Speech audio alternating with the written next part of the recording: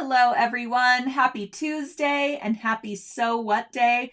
We have a very special So What happening today because in a little bit, I'm going to be joined by Amy Barrett-Daffin from C&T Publishing, and we're going to be talking about this really cool product. It's called a color card deck, and she's going to show us how to use it and how to look at color in a different way.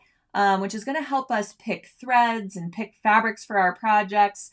And it's going to be a really great time. So I see a lot of you starting to come on. Hello, Kathy. Good to see you.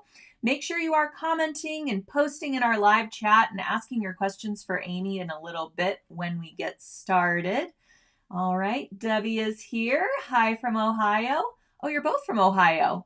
Great. All right. So before we get started with Amy, I want to make sure that everyone is aware our Bali tour with Craft Tours is closing for registrations in a few days. We only have until the end of August for everyone to sign up for this tour. So be sure to head on over to the link that I posted in the description of today's post and check this tour out. I know I've been talking about it for a very long time, and the reason it closes so early is because we have to make sure everybody has their passports in order, and that way we can all get ready for the trip. I'm going to be providing some, let's just say some travel tips and things like that as we get closer, so we can kind of get to know each other before we even depart. So make sure you check out this tour and get on the Sulky Bali tour, which is happening October 5th through the 14th. In a couple short months. Also, that same link that you use to head on over and check out the Bali tour, you might notice a couple of other tours that we have coming up in 2025. First up, we are going to India in March. This is going to be an amazing tour where we are going to really focus on a lot of embroidery craft. We're going to be watching embroidery demos where these people are going to be doing amazing things with metallic threads and these beautiful gold embroideries and custom garments and things like that you can purchase. It's going to be absolutely amazing. And there is a sunrise tour to the Taj Mahal. We're going to be going to, oh man, there's so many things on this itinerary. Honestly, I can't even remember them all. So be sure to check this out using that same link that I posted in the description of today's post, today's live stream. We're also headed to Greece in the end of May, and that tour I think is going to be up for registrations in the coming week. So be sure to check that one out. You can also send Craft Tours a note and say, I want more information on that Greece tour. And as soon as it's ready and up for registrations, they will let you know. So check those out. And, there's really no time like the present to plan your travels for 2025 because there's payment plans available and things like that can make it a little bit more manageable for you to head on, to all of these great destinations with us. All right. More people from Ohio. Are we just streaming to Ohio today? All right, here we go. Nashville, Tennessee, Missouri. All right. Everybody is coming along. Yes, so many tours to choose from. I know, Debbie. It's really great. We want to give, a lot of different options. And it's really fun for me because I get to design these workshops, these hands-on sewing workshops. And it's gotten really fun for me to research where we're going and try to incorporate that into the project. And so everyone's going to have a great time. All right, so I am not going to waste any more time. I want to introduce you to Amy Barrett-Daffin of C&T Publishing. She has an amazing presentation for us today on this color card deck. And before we get started, I want to make sure everyone is aware we have an amazing product special, a special product for today's So What? It is the color card deck, of course, that Amy's going to be talking about. You can find that at sulky.com. And today only, if you purchase that color card deck, you are going to get a Sulky Cotton Color Card absolutely free with purchase of that color card deck. And Amy's going to kind of talk about matching up our threads and using this color card to help guide our design choices as we work our way through projects.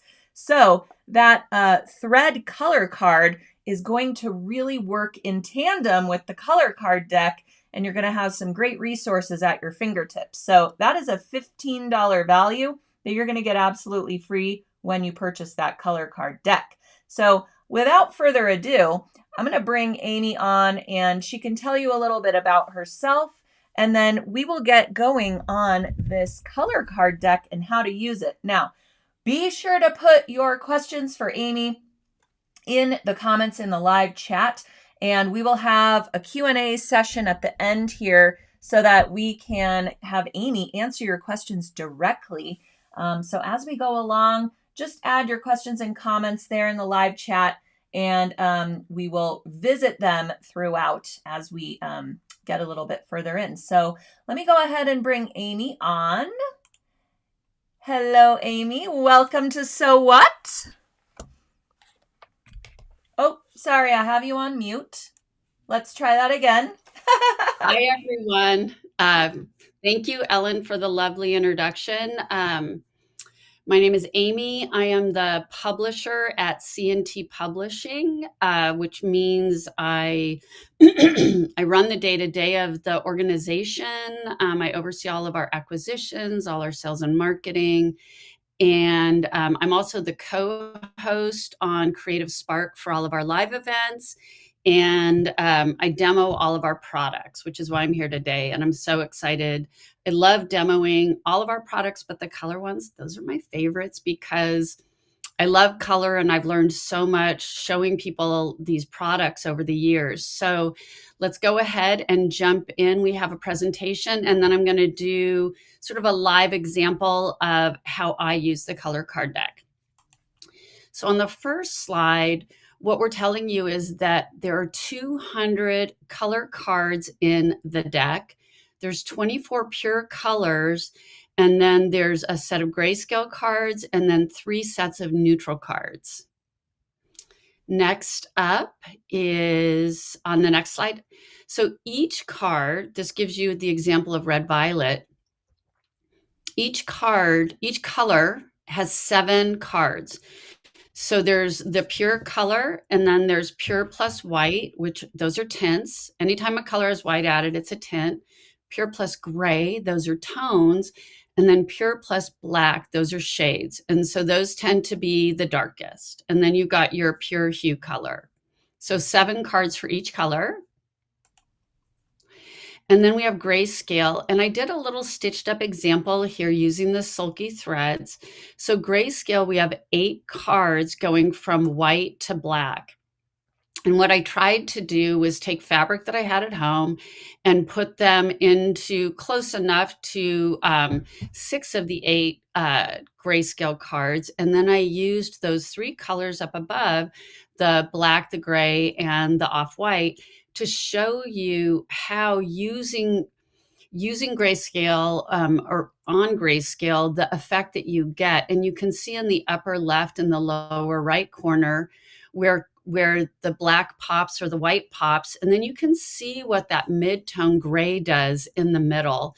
And what I did was I did a standard stitch, and then I did a stitch that doubles up just so it was easier for you to see. But you can really see how things fade and pop based on the color of fabric. And we'll talk more about that in just a minute. On the next slide. So there's 24 neutral cards, and so those are browns. This is the first time we've had brown in with our colors. And this was our graphic designer, April, and our product development manager, Betsy, both thought that adding brown, because people use so much brown in their house and in their decorations, that it really would help people make better decisions about color. And I'll show you some examples of that. But you can see the brown stitched across the grayscale and the impact that it has. And even that sort of darker cinnamony brown shows up on the black really nicely. So that's like a color that shows all the way across.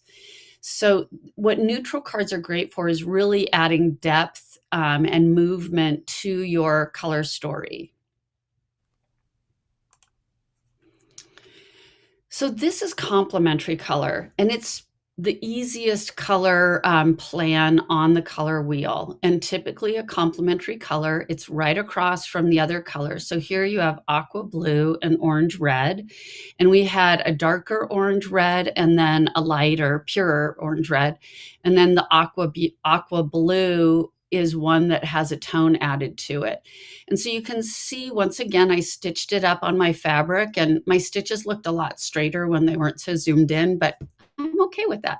But what you can notice is how the value shifts make the colors look so different.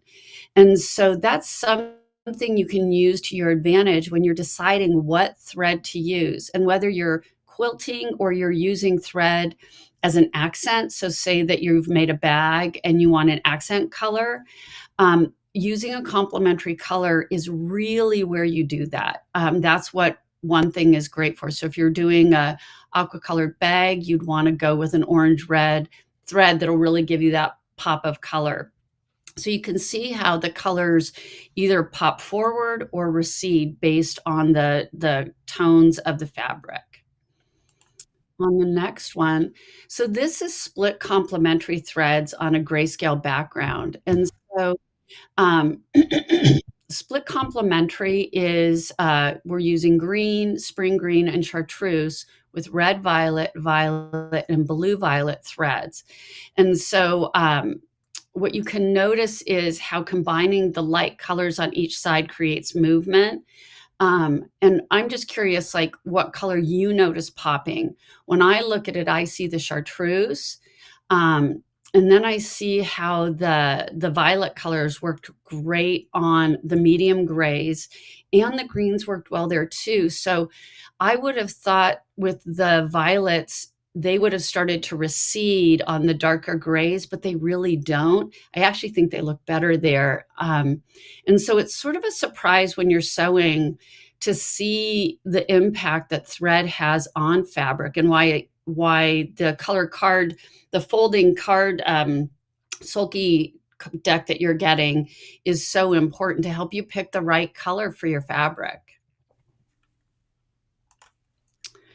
And then this is the triadic color combination, and I also incorporated some a neutral here, and I wanted to show you the difference when you use the thread on a solid or a textured solid versus a colored background. And you can see that with that aqua green thread and the aqua green on the fabric on the left, it sort of recedes and disappears. It pops a little bit more on the yellow, but you can see in this situation a darker color, whether it's the purple or the dark brown, definitely works better. And that dark brown is actually an orange yellow, which, because you can see the card in the background, I had a lot of fun playing with the thread that Ellen sent me to find out what would work where.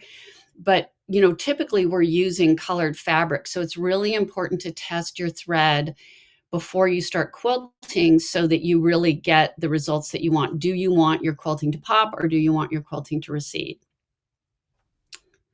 On the next slide, sorry, I'm going to take a sip of coffee. There we go. So I also got some embroidery thread, and it was really fun. I had a linen background, and you can tell my stitches aren't the best, but I am an embroiderer in progress. And here I found complementary colors, and they actually put those complementary colors on the spool of the embroidery floss, which is great. So they've already made that choice for you of using complementary colors.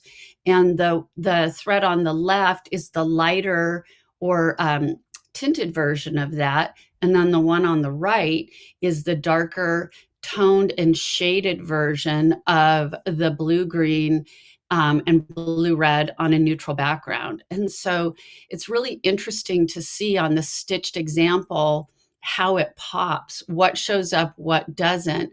And you'll notice with the lighter thread on the dark red background, or the blue-red background, it really recedes. And on the light red, it really recedes. And so once again, if you're doing embroidery and you're using wool or you're using a colored background, it's always fun to see the results you get as you're using the different flosses.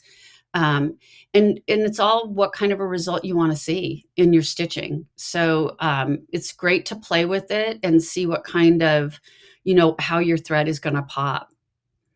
On the next one is, this is a triadic. And so I used a neutral background and then a yellow, green, a blue, and a red. And triadic colors are great for showing movement in your work. The one thing you want to keep in mind if you're doing triadic colors is you're going to use less of one color, and that's the color that's going to pop. And I'll show you an example of that when I'm doing the demo on the fabric that I'll be doing in a few minutes.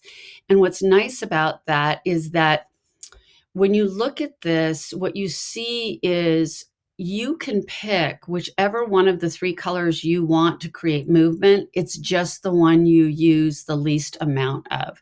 And that's intuitively seems strange, but that's how it works. I always thought if you wanted to create movement, you would use the most of the color. It's not the case. But triadic colors are really fun. That's probably one of my most favorite color combinations, that and split complementary. So on the next slide, here's another example of using the Petites blendable color combinations to show you how to create interest on your projects. And so on the left-hand side, I took magenta and green, and I put it on a blue background. And that really soft magenta, using the tints and tones on top of the green, it really pops, and it pops on the blue as well. And so you can see I used a pure green here, and then I used, I think that's a Kona woven fabric. I can't remember the name of it. And then with the magenta thread, it really, even using a teeny tiny little bit, like those little straight stitches, or I think that's a blanket stitch, worked out really well. And then on the right-hand side, the light green and the red violet, the two colors work well, but not on the blue background was what I saw. So they really recede into the blue background. And I used that a chartreuse piece of wool and then a piece of woven, or not woven, spun wool that I couched down. And so sometimes things work really well on a background and sometimes they don't work well at all. And that was what I wanted to show you is, sometimes I'm really successful with working with color and then other times I'm not. And so I wasn't going to show this example. I'm like, I still want to show it because it doesn't work as well as I would have thought it did. And so it's good to experiment and it's good to make mistakes, because honestly, that's how I learn is I try different color combinations, and sometimes they work, or sometimes I forget that I can use all these really great colors, but if I don't come up with good value, my quilts aren't going to look good, or my embroidery projects aren't going to look good. So, and we'll talk a little bit more about value in just a moment. Okay, I think that was the last slide. So I'm going to do the overhead now. Perfect. And show you how I do this. Okay. I always feel like I'm like a card shark when I do this. So the cards come in this box, the lid comes off. There's 200 cards, like I said earlier, and they're all spread out right here. And then, so here's my fabric. I'm a huge fan of Aboriginal fabrics, and I love how busy they are, but they can be really hard to work with because they're a focus fabric. And so when you have a focus fabric, it's hard to decide what you're going to work with. So the first thing I'm going to do is I'm going to look at this fabric and I'm going to pick a color that I want to start with. And so I'm looking at this, and I think I'm going to start with this yellow orange. And so I'm going to find my cards in that color, and I'm pretty sure that's it. Yep. Okay. So let me show the cards on this side. So each card has 6 color wheels. So you see your monochromatic, complementary, split complementary, analogous, triadic, and the other split complementary. So that's on, and it's the same on the face of all of these. You also get, if you want to use colors on a computer, you can use RGB. Printing is CMYK, and then hex. Who knows what hex is? I'm imagining it's a computer color. So then I'm going to flip this over, and I'm going to double check and make sure that this is the color that's in this background, and it is. So I'm going to flip it over, and I'm going to say, okay, let's go with, let's see, what do I want to try? I'm going to go with triadic. And so this tells me what other colors I need. And this says I need 15 and 7. So each of these cards has a color, has a number and a letter. And the letters, you can see, I'm left-handed, so going to the right feels really weird, going left. So you can see how they have an A through G. A through G. G will be the darkest, A will be the pure color.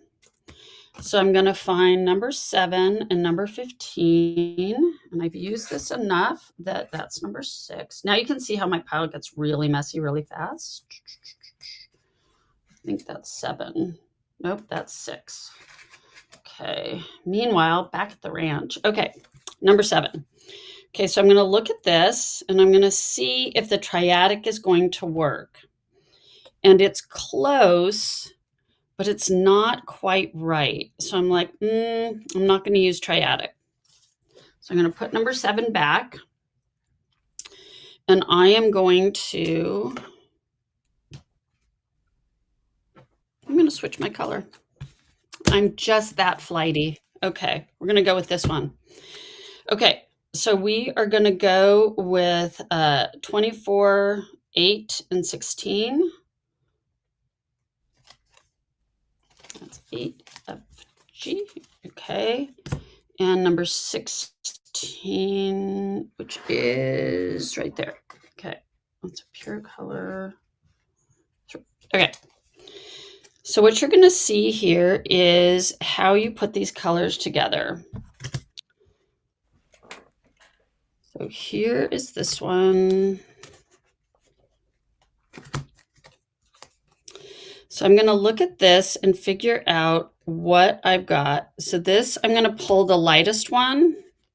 Yeah, I'm going to pull the lightest one from that. So that's got white added. And then this is the gold. I think I'm going to actually go with a little bit darker version. So I'm going to go with a shade. And then for this one, I'm going to go with this one. That's the pure, I bet. Nope. Okay. You can also grab that one. So right off the bat, I've got 4 cards. So I'm like, okay. So these are 4 cards that could go really, really nicely with this project. And you can see that this color is right here, the fuchsia. And then I think, well, I want to add some brown because there's a fair amount of brown in here. So I'm looking at my browns, and I think that's a good one. And this, on the browns, on the sides of the browns, it goes from light to dark. So you add a tint in here. So you can see, and then there's warm, which is red, and then we have yellow, which I always think of as sort of acidy, and then we also have blue added. So you get different kinds of depth with your brown. So there's that. And then we're going to add something from the grayscale. Now I could easily go with black, but I'm going to go with the beak color, which is right there, or the beak shade. So now I have one color story. Okay. Now remember when I was talking to you about mixing the amount of color to create something that pops. So here you get to decide, what do you want that's going to pop? You could have a lot of gray or a little gray. I'm going to do a little bit of brown. I'm going to try to lighten it up with this very, very tinted blue. Remember, that came from here. And you could even go, you could go a little bit darker, but remember, we need to have some lighter colors. And I may actually, because I always go way too rich. So I think I'm going to go here and ditch that. And then I'm going to do more of that one. So what I'm going to have is more gray, a little bit of brown, more white, and that's going to be my pop color, that magenta. So that's sort of how I would break it up. So what you're going to do is you're going to use a little sliver of this and a little sliver of this, more of these and more of this. And let's see, I don't have a plain piece of paper. Yes, I do. Hold on. I wouldn't use all that yellow. I would sort of do maybe that much yellow. So that's one way. That's one way of picking a color card family or a color family. So then let me show you another. So that's one. And I play this game where I can't use the same colors twice. So we're just going to move these colors over to the side. So then I'm going to look at this. Now I have a least favorite color, and that color is yellow. So I'm going to start with yellow because I like to challenge myself. There we go. So remember how we've got our 7 cards again. And we lay those out and we say, okay, which one of these do we want to start with? Because we definitely have the pure yellow. And then we could also go on the bottom of my fish, there's a super, super light yellow. So I can either go with that, or just to bother myself, I'm going to go with the darker. There we go, with one that's got white added. So I'm going to flip my card over. And the way that you work with a color card that you don't love is you go split complementary. So you go pick all the colors that are opposite it. So this goes from number 11 to number 15. So I'm going to go over here and find number 11 in my pile. That's 9. We got to go over a little bit more. Okay, so that's 12. Let me find 11. There we go. So I start with 11. Now remember, I pulled a color out earlier, so I'm not going to be able to grab all of them. I'm going to go up to number, I think that's 15. Yep. Okay. But I pulled one of them out earlier, so I can't use that. So that's 11, 15. Okay. So these are my split complementaries. So if I look at these and I say, okay, what can I pull from here that I think really matches well? I can go with something like that, but I can also pull something super light like that. And then I don't see, let's see, these in here, but I do see this light blue on the bird. And then I'm actually going to go with a darker one too. And then in this purple, I'm going to default again to something super light. So now I have a completely different but equally successful set of colors that'll work with this fabric. And that's starting with my least favorite color. So I'm going to block it so it gets very little attention, but it'll be the color that pops. And then I'm going to go like that. And so I've come up with another set of pleasing color that will work. And if you want to I'm going to try a different brown that has the yellow cast, and I think we can probably find this yellow cast in here. I'm going to go for the blue cast. Sorry. That's the blue. Let's see. I think over here we can pull this one out and we get another brown. And then we can go with a really, really light gray right there. So now we have another color combination that we can use to create a quilt that has pleasing color. And when you think about what kind of fabrics you would use or things like that, you could use textured solids, you could use solids. A lot of the Aboriginals have repetitive patterns that aren't as pictorial as this, so you could mix things like that. You have lots and lots of choices. And then when you go to do your quilting, what you would do is try to pick what you want for your quilting to achieve. So do you want to use a thread that will really stand out on all your fabric or on some of your fabric, or do you want to use thread that recedes? And I know different people have really different schools of thought. I remember Angela Walters showing me once, and she's like, I always use this light gray thread because it recedes and it lets the fabric do the talking versus the thread. But then I know other people who quilt and they really, really want the thread to do the talking. So you have to decide what you want to do, and goodness knows you could change it project to project. So that's enough of the super bold and busy fabric. Let me show you. I happen to have, and now I've mixed my cards up really well, so it's going to be fun to try to figure this out. I happen to have a couple pieces of Liberty here that, you never can have enough Liberty. And if you're married to someone like I am and you say, oh, I love Liberty fabric, you get it for Christmas every year. It's really spectacular. Okay, so let me start with, I'm going to look at this and see what I want to start with. And I think that I want to start with this sort of magenta pink. So I'm going to grab from my deck A through G, and I'm pretty sure it's this magenta color right here and here.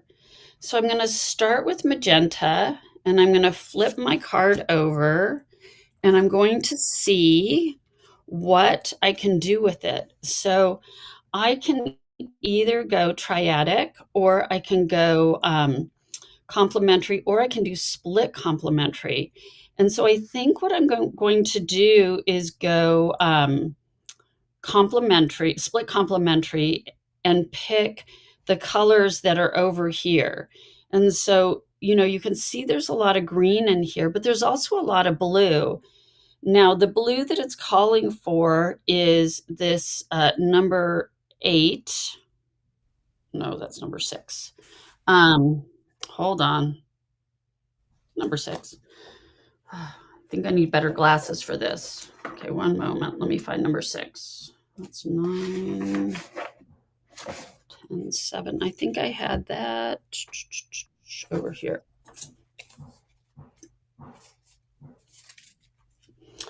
One moment, please, while I find number 6, which seems to have left my table.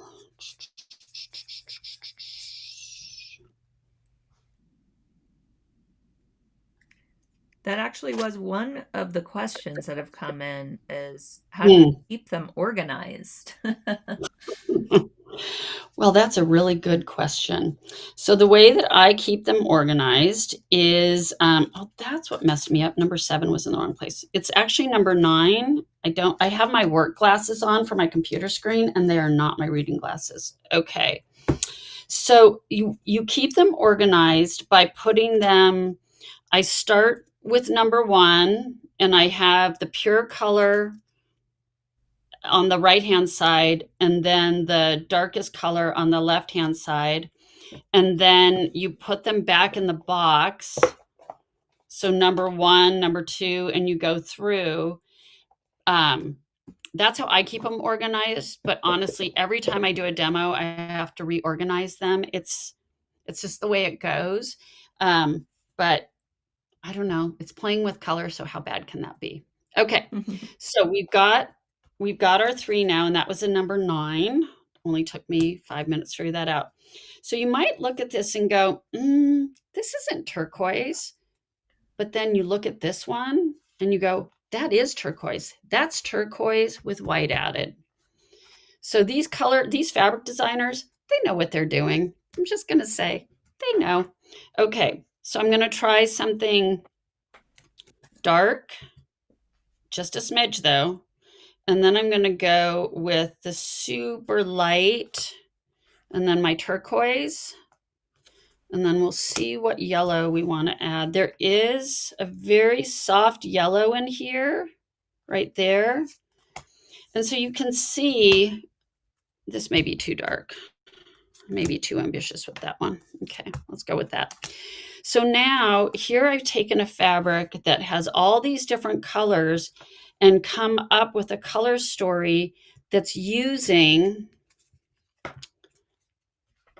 tints and tones and shades, but no pure color. And so you can use, and it's funny, this is registering so much darker on the screen than it really is. It's much more muted.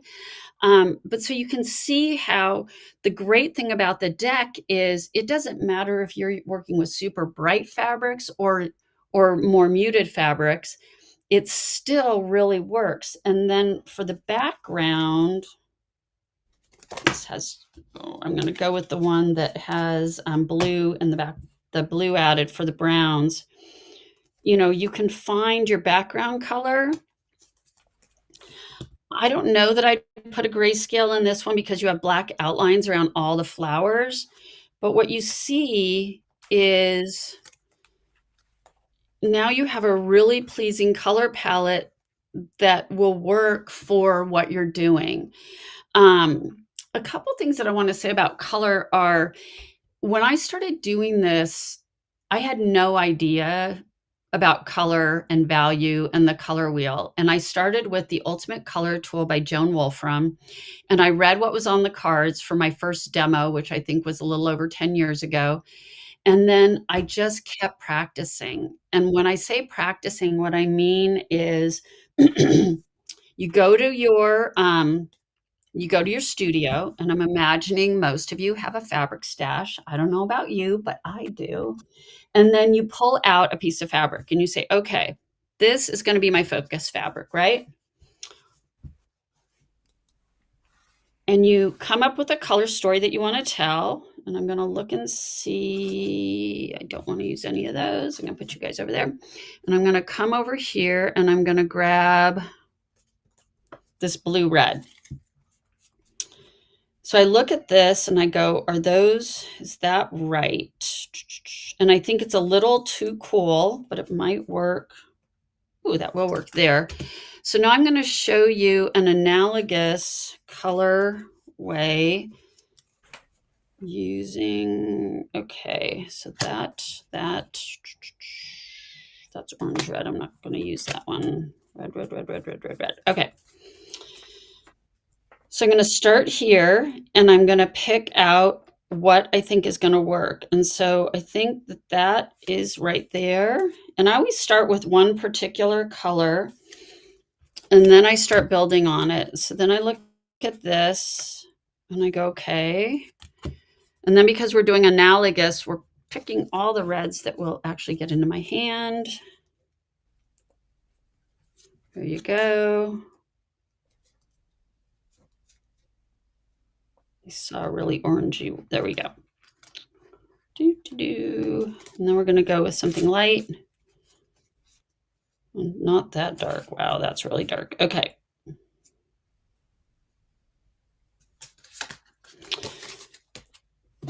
So I just came up with a very fast analogous color palette. So then what do? You walk over to your stash with your cards because you've got bigger chunks of colors, so it's easier to match than trying to match the fabric in. And then you just start yanking fabric from your stash. So you pull out a bunch of fabric, you lay it down with your focus fabric, with your color cards, and I would say pick 6 to 10 fabrics, lay them out, and then lay them out in order of light to dark. And so what I mean by that, and these don't go by any stretch of the imagination, but I would go, okay, what's my lightest? What's my medium? What's my dark? And this one is going to be my lightest because it has more white on it. And then you put your color cards with your fabric, and you can put them like on top or next to it. Winnow down and really curate the color set so you get what you like, and then take a picture with your phone. And now all of a sudden you have a color story for a quilt that you may decide to use or you may not. It's completely up to you. And what I do is if I have 15 minutes or 20 minutes or 10 minutes, I go in, I pull out a piece of fabric, I grab my color cards, and I start playing. And for 15 minutes, I can just play with my fabric. I pull out a set of fabric, I take my photo, and then I put it all back. And I have a record of it. And what that's doing is that is teaching me color confidence. And it's also exercising, just like if you go to the gym or you go for a walk or whatever it is that you like to do for fun, for exercise, you're exercising your color brain. And so over time, what ends up happening is you start to see the color combinations and you start to see the shift in value and you start to gain color confidence. And that's all I want to teach you is color confidence. And so to learn it in this deck, let me show you. This thing has been open and folded a million times, but I love it. So this shows you all the colors. Let me see if I can get it. I'm going the wrong way. My brain is not working with the camera. There we go. Okay. So this comes with your deck. So it shows you all the colors going down from light to dark and then going across the 24 color spectrum. And the last thing I want to tell you about color is 365 degrees on a wheel. So you see this wheel here and there's only 24 colors, right? In between 22 and 23, there are 15 colors. So you don't have to be perfect. You just have to be close enough. And there's no right or wrong with color. I mean, you can mix them however you want. What this tool does is it gives you color confidence and it teaches you how to work with tints, tones, and shades, also known as value, so you get pleasing color every time. So then when you flip this over, let's see here. Oh, that's upside down for you. There you go. So what you see here is it'll tell you how to work with the cards just like I told you. I also have a bunch of videos on YouTube where I'm demoing this that you can look at. So that is my color demo. I'm happy to answer any questions. But it's super fun to play with. So all you're doing is building color confidence. So get the deck, pull out a piece of fabric, start with one piece and start building your color story and then start matching your fabrics with it. And I think you'll see how quick and easy it is to start building your own color confidence. All right, Ellen, I'm ready. I'm glad because we have a number of questions. First off, yeah. I just would like to say that I love that it looks like a Trivial Pursuit deck. And I want it just for decoration in my sewing room, first off.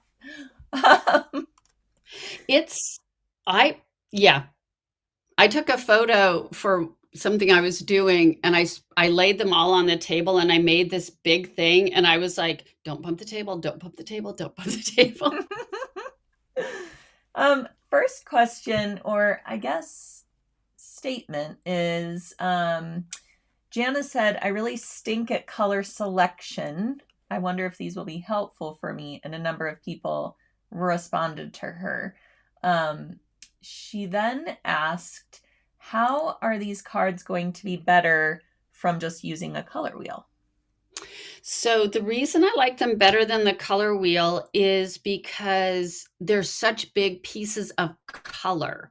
So with a color wheel, when you're looking at the tints, tones, and shades, the amount of color that you're seeing is very small. And with these, you're getting 2 inches by 4 inches of color to use to match. So they're big cards. They're like standard size playing cards. They might be a little bit bigger. So it's easier to see the color, enough of it to actually know what color you're working with. And then it also, you can eliminate the colors you don't want to use, which is what I was showing you, how you can have just the triadic out. It's easier to curate your color with the deck. Perfect. And I want to say something about stinking at color. Most people think they're not good at color, but they get dressed every day and they decorate their house. And then when they go to do a quilt, they're like, I don't know anything about color. And my thing is, yes, you do. You do. You just don't think you do. And really, a lot of it is just what we like, right? It's not what anybody else is going to like. So we have to rely on some of our instinct for that also. We do. And I know one of the exercises that I've done is when I make quilts for other people. So whenever one of my nieces or nephews graduates from college, I make a quilt. I have them come into my studio and I pull out fabric and I say, okay, just start pulling fabrics that catch your eye. And they typically never pull the colors that I like, which, I don't understand that. But then what it forces me to do is pull out my color tool and start looking at it and going, okay, how am I going to make this work to make pleasing color? Because my default is my favorite colors. And so it's really taught me how to stretch my color palette in a way I never would have thought I could. So it's a lot of fun now. Like, to me, it's a game to have pleasing color with colors I don't like at all. That's a really great point, or your default might be to just like throw in a neutral, like a basic gray or something, when you can actually get a lot more, I don't know if adventurous is the right word, but, just make different choices. Yeah. Okay, Robin is asking, what's the best type of lighting that you can use to get the true colors? Sometimes I think colors will look good and they don't. That's a really good question, especially nowadays because we have so many different kinds of light bulbs, which, we used to have incandescent light in our house, and that was a warm yellow glow. And now, and then we went to fluorescent, which was very blue. And now we have LED, which you can customize to be blue or yellow or somewhere in between. I will start in my sewing room and I have an LED light that I set to be sort of a bluish white. But then what I do is I open the window and then I look at my colors, which it does change them. So I would say natural light if you can, or the light in the location where you are planning to have your project be. So I would try natural light always as a second, as a double check. Especially, and if you are shopping for fabric in a quilt store, pick your colors at home first and then bring them in, because who knows what kind of lighting they're going to have there. That is completely what I was going to ask next, was about shopping for the fabrics, because you mentioned diving into your fabric stash and starting there and starting to pull fabrics, but if it's not one of your favorite colors or not a color that you've purchased, then you've got to, so you recommend selecting the cards first and then taking just those cards to the fabric store. Yep. Kind of just draping those over your focus fabric or whatever. Yeah. And if you're going to go, so I think it depends on if you're going to the fabric store, and you have an idea of what you want to do from home, definitely start with the deck at home. And everything that I've shown you was based on starting with a focus fabric. If you're starting from scratch, it's a little hard to take the 200 cards into the store. So if you come up with a color story you want to tell first, go into the store and start looking at the fabrics, holding them up to your card, and pull more, and then put away what you're not going to use. What I would encourage you to do is, I mean, we all love pre-cuts, right? Nothing like a good jelly roll or a charm square or a set of fat quarters that are curated for you. But the problem with that is if you're always using colors that someone else has curated for you, you're not going to build color confidence because you're just using what they're putting together for you. And so it's really fun to mix fabrics from different designers and from your stash. Finding vintage fabrics. I mean, there's so many different ways you could go about picking your fabrics, but I do think picking your color story at home and then going in makes it easier than doing it the other way. And then after you have chosen your fabrics and you've pieced together your quilt top, and now we're going to be talking about the threads that we want to showcase in our quilting, would we then go back to the color story or the cards that we used for the fabrics for the thread, or can we go a totally different direction with a new kind of palette for the threads? Like, what's your recommendation? I think if you go with a completely different palette, it's going to be jarring. But remember how I showed you the one set of colors that I included the grays and the browns. I used a grayscale and then I used like the reddish brown. What I would say is go back to your color story and pick a thread from there, depending on what you want the quilting to look like. So just like how I had mentioned, if you're doing an accent color on your bag, you would definitely want it to be like a complementary color to the color of the fabric. It's the same with the quilting. If you want it to pop or recede, it's based on what you choose from the palette that you built.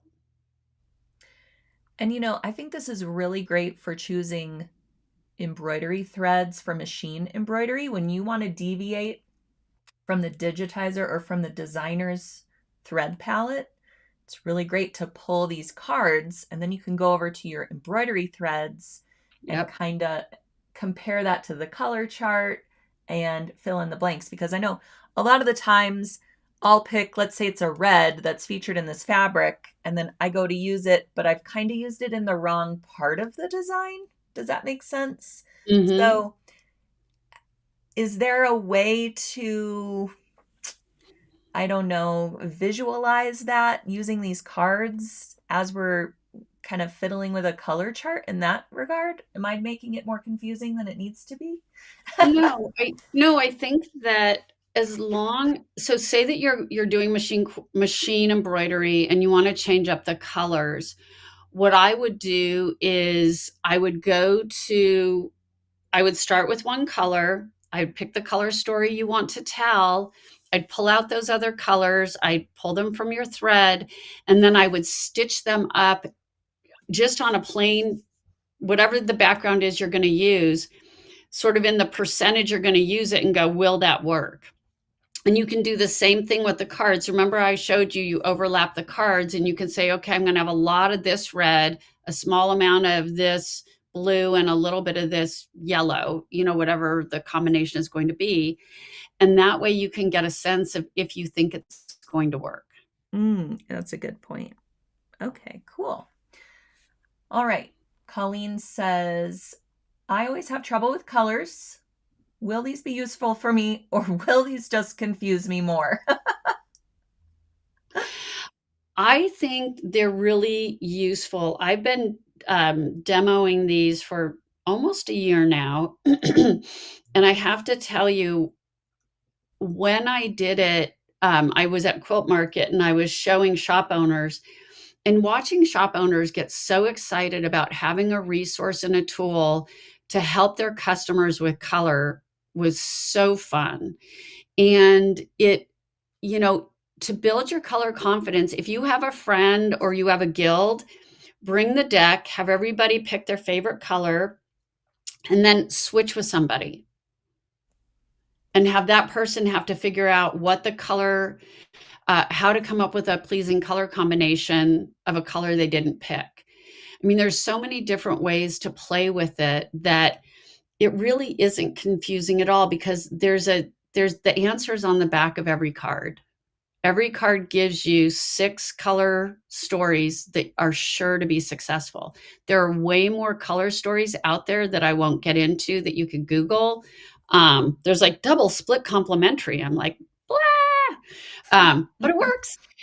So you could start with one of our color tools. We have something called the Essential Color Tool that is just one wheel, but it has 12 colors, not 24.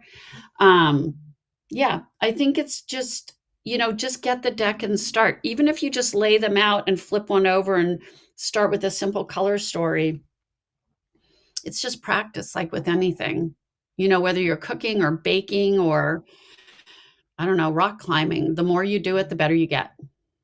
Yeah, I love that there's all kinds of information on the other side of the card. It's not like you just pulled a paint chip, when you're Right. at the home improvement store and then you're just kind of lost as to what's the trim going to be? What's the door going to be? These are all, kind of Yeah. like how we're putting the quilt together or what have you. Yeah. And the funny thing that you will notice is, I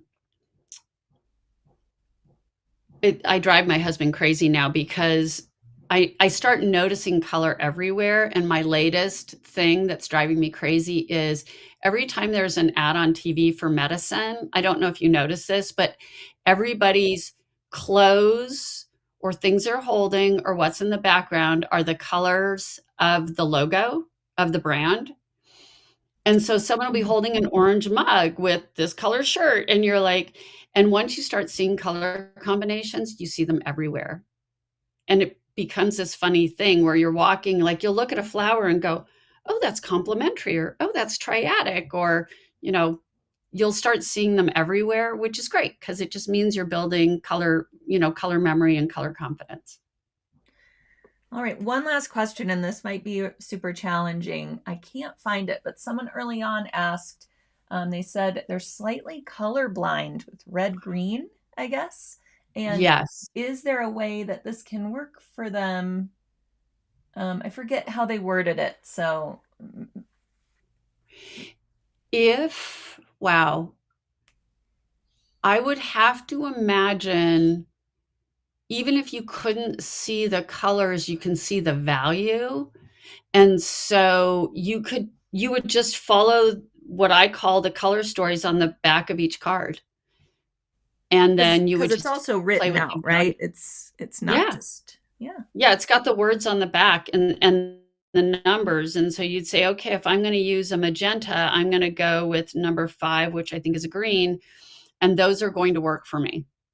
And then you would just play with the value with that. And you might want to ask someone, hey, do these work? Or, did I miss something? But I think if you use the numbers on the back, you'll get pretty far. Yeah. That's great. And sorry, there is another question I thought was interesting about making garments Mm-hmm. and choosing the colors that work with, your skin tone and things of that nature. Could you pull together a color palette for your wardrobe that then you use for the garments that you make? I definitely think you could. One of the funny things about, I don't know if people know this, but typically the colors that come into quilting start in fashion, go to home decor, and then come to quilting.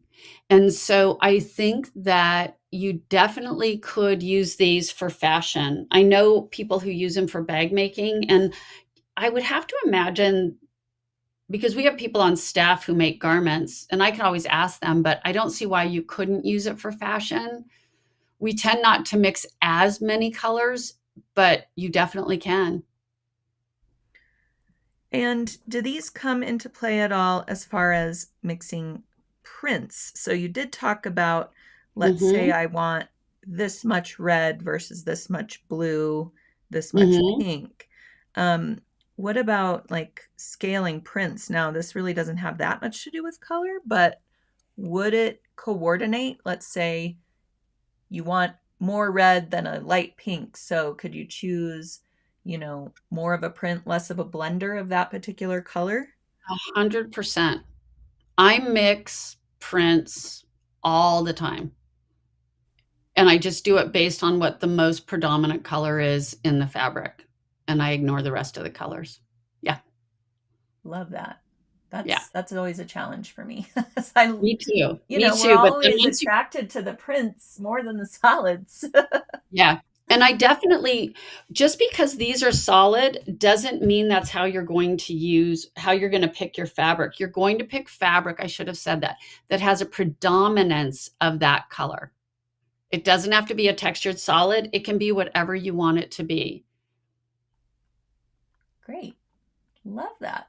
Well, I think we are all caught up on questions. So thank you very much for the demo and answering all of that. And I just am so happy that you could join us today. Thank you so much. I had such a good time. I always love playing with color, and now I have to put my deck back together, but that's a project for later in the day. And you can familiarize yourself some more with the numbers and your organization and all of that fun stuff as you do it. Yep, that I will do. Excellent. Well, just to reiterate, everyone, our product special is this beautiful color card deck, and free with purchase today only, you will also get the Sulky Cotton Color Card. This is a real thread chart. So you're going to see all of the entire cotton thread line as it is unfolded on top of the screen here where you see my head. You'll see all the different shades and values of all of our cotton thread line. So you can use your color card deck and kind of compare it with that. You'll have the thread numbers that you need to reference. And actually the last 4 numbers on the thread, that's what's on top of the spool here. So you can identify the exact thread that you need. And these numbers will correspond to our other thread types as well, or I should say most of them. So if you wanted to use a rayon thread versus a cotton thread, you can just cross-reference that 4-digit combination on our website to see if we also have that color in a rayon or a polyester. You get the idea. So it's a really, really handy reference tool to have, and it goes so well with this color card deck. So for $29.95, you can get the color card deck and get your free gift with purchase, that cotton color card as well, today only. So this would retail for $44.95, so it's a really, really great deal today only. I hope that you all check it out, especially those of you who consider yourself to be color challenged, because maybe you're not color challenged, you just need a little bit of help, and we all do, right? Love it. Okay, so let's see. I have one other thing to talk to you about today. Speaking of quilting and choosing threads for our quilts and, quilt patterns and quilt combinations, I want to make sure you're all aware of our T-shirt quilts video cast. This is a live streaming event over on our education platform at sewingonline.sulky.com. This is happening September 10th at 2 p.m. Eastern Time in partnership with embroiderydesigns.com. So when you register for our T-shirt quilt video cast, you will get a 5-in-1 quilt pattern. That's right, you'll get 5 quilt patterns in one packaged PDF file. So you could choose from a number of quilt patterns for your T-shirt quilt, or any quilt of your choice, really. And you will also get an embroidery collection from embroiderydesigns.com, altogether valued at over $25. And you can join us September 10th, 2 p.m. Eastern Time. I will be live streaming, showing you how to use T-shirts as fabric. I'm going to tell you how to prepare those T-shirts, how to sew them into a quilt, how to utilize that quilt pattern, and how to kind of fill in the blanks of your T-shirt, whether your motif is, on the chest or front and center. You might have some available space to play with either thread or embroidery designs or the like. And I'm going to teach you all of it in this 90-minute event on September 10th. So be sure to register so that you get the reminder when we're going live and you can join us and watch and learn. All right. Well, thank you everybody for joining us today on So What. My thanks to Amy Barrett-Daffin again from C&T Publishing. And let me know how you like the color card deck when it arrives. And you can always send us a note at info@sulky.com or join our Facebook group, which is called Sulky Stitch and Post, and you can tell us all about it. All right. Well, I will see you all again next week for another So What.